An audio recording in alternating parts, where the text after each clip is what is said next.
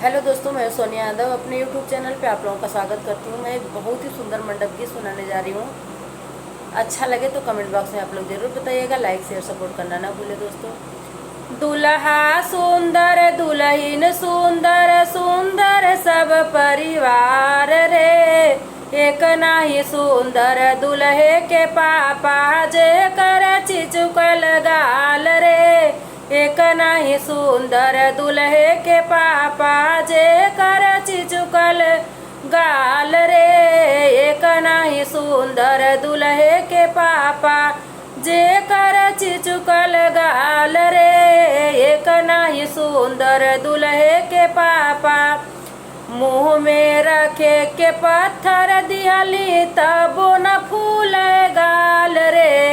एक नाही सुंदर दुल्हे के पापा जे कर चिचुकल गाल रे,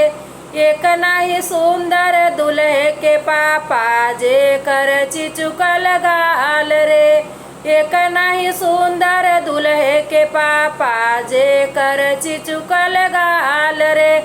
दुल्हा सुंदर दुल्हीन सुंदर सुंदर सब परिवार रे, एक नाही सुंदर दुल्हे के भैया जिनकर तिरछी आँख रे, एक नाही सुंदर दुल्हे के भैया जे कर तिरछी आँख रे, एक नाही सुंदर दुल्हे के भैया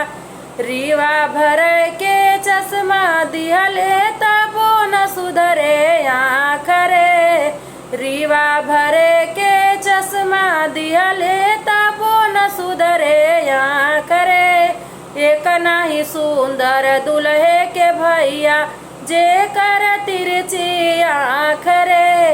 एक नाही सुंदर दुल्हे के भैया जे कर तिरछी आँख रे, एक नाही सुंदर दुल्हे के भैया।